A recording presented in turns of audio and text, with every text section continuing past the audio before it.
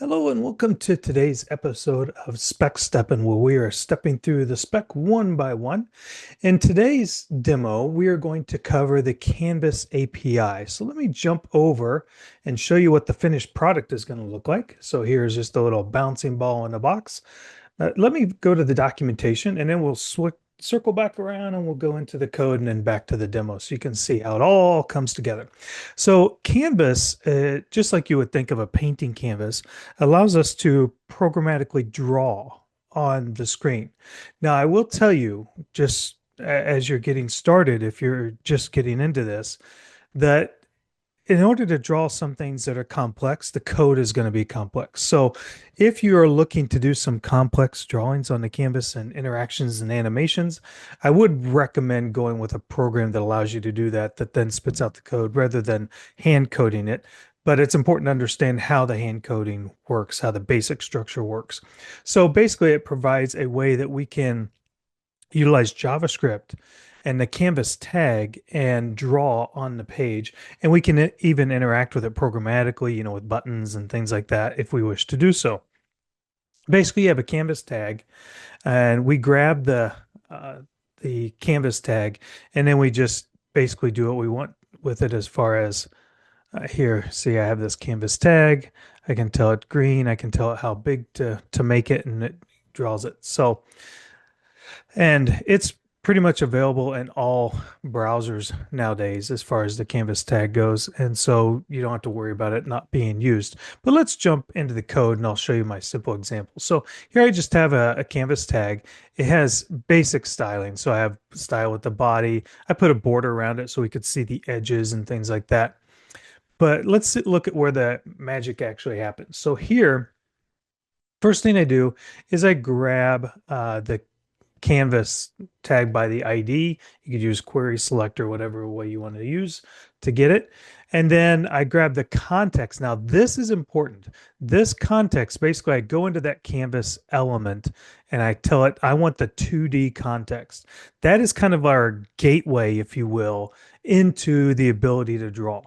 So then I created an object called ball. So I give it an X and Y coordinates. So where am I going to start it? So I go into canvas and I grab the width. We can grab the height. These are properties. Now, one thing that I would do if I were you, I did this when I started first messing with canvas, is I actually logged the canvas to the console so I could see what all the properties and stuff were that I could look at. You could, of course, go into the documentation as well. I sometimes like doing it to the canvas or to the console so I can see it right there in the console and mess with it and play with it. So we can grab the width of our canvas and we can grab the height of our canvas. So basically I said, okay, divide it by two. So it started in the center, 50% of the width.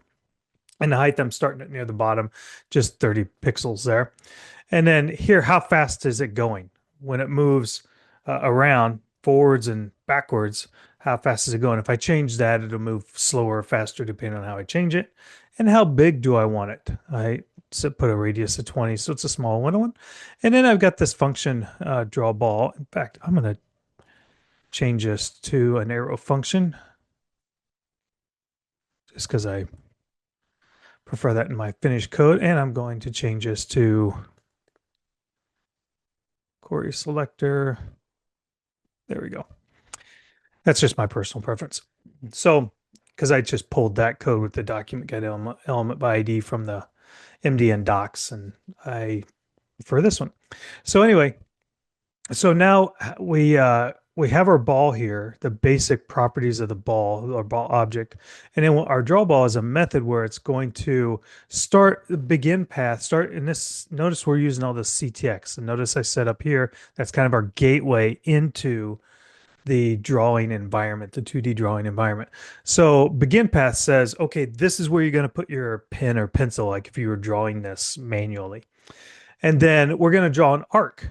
We're going to start at the ball.x, canvas width divided by 2, and then draw the arc to ball.y, canvas height minus 30 pixels, so up a little bit from the bottom. Then put in a radius. So we're drawing this radius arc. And then we just multiply it by 2. So instead of half a shape, it creates basically both of them together. And we give it a color. And then we tell it well, this one actually tells it what style we want the fill to be. This is actually what fills it. And then we just have it close it. So we start, close it, and then it fills with the blue as a part of that. Now, this update function, it is where basically the magic happens, what gets it started. So, because I'm calling it right here. So, what this does, it says, okay, get rid of anything that's currently on the canvas. Keep that one in mind, clear direct. That way, if you're using this in an application and you need to get rid of stuff, it's good to do that. And then we call draw ball, which goes in and draws the circle using the ball object inside the context.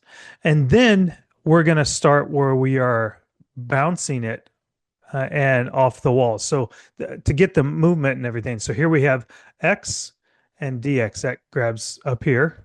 Okay. If the X, the position on the X axis, plus DX, in this case 4, is greater than the canvas width minus the ball radius. So we're doing some math here to see where on the X axis if it hits left or right. So if it's greater than the canvas width, that's on the right side because the width goes from the left 0 pixels to the right. And then if it is on hits the left, if it's less than the ball radius. So we're saying, okay, if it's all the way to the right or if it's all the way to the left, then it's on the left and right walls. Okay. And what we do is we want to then take that dx and make it equal to minus dx. So we reverse. So dx4 going along the x-axis. If it's either if it hits the right, it's going to be +4, and it hits the right, it's going to change it to -4. As it goes along and it hits the left side, this line's going to change it. Double negative makes the positive, -4 to +4, and it's just going to go back and forth like this. So we're doing the same thing here with the y-axis, top, bottom, bounce, checking the size of the ball, bouncing it all up and down. Now, this request animation frame, this is a part of the spec. So what this does is we're saying, okay, we want to frame this animation inside Canvas, and this is the animation that we're doing. Okay, so we're actually calling this update function here to constantly do this animation. So it's constantly running this if check, right here for the X, constantly run this if check for the Y. And then these two lines are what actually do the animation. So take the position on the x-axis and add it to the x-axis again. So let's say it's 50 pixels. It'll be 54, 58, 62, 66, 70, and so forth. Same thing on the vertical y-axis. So this will constantly be doing, and as it's running this update through the request animation frame method, it's constantly going to be checking this to see if it needs to reverse either vertically or horizontally the animation, and we'll be adding this to it using the pluses and negatives from dx and dy. So again, this is a pretty simple example. And if you're just starting out, you may be on like, what in the world? This is why I said earlier at the beginning of this video, if you're doing something complex, like maybe in a game or something you're making in a web game, and you have some pretty robust animation you're wanting to create, this is why there are applications that are made to do this. Adobe has one, and there's a lot of others out there that have these. So if you're wanting to do this seriously and do some really complex stuff, that's where you have to get into some of those. But it's important to understand kind of what it's doing is it's doing simple math. And I say simple math because it's really just X and Y and doing plus and minus. It's just you got to break it down. So this request animation frame, if we go back here, over here on the left-hand side for the methods, where's request animation frame? Maybe it's under here. I'll do a search. Here we go. Request animation frame. So again, this, like it says, tells the browser that you're going to perform animation, and then that callback function, in our case, it was the update function, is what tells it to do, gives it the parameters to do the animation. You can do some pretty fancy stuff here. So it has in here some basic animations. Talks about clearing the canvas, this is what we did. Set the canvas state, which is what we're doing. Draw the shapes. In our case, we're drawing the ball, and then restoring it. And then we are controlling it with this request animation frame. You can use some timing functions if you don't want to. Mine goes on forever, but if you want it to stop after a certain time period, you can do that. So we're doing some basic ones. You can do some advanced animations.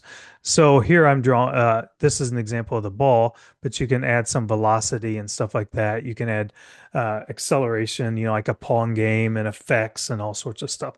So basically this code is what's doing it. So if we look at our demo, and I'm just going to refresh it so you can see it start at the bottom. And every time it hits a side, it'll change and go back around. +4, -4, left, right, top, bottom for our basic animation. And in my case, it's going on forever. So take this code, play with it, get it to do what you want it to do, mess around with it so you understand how Canvas works. It's a pretty cool tool to have in your tool belt if you ever need to do some animations and some cool things. So if you have any questions, let me know, and happy stepping.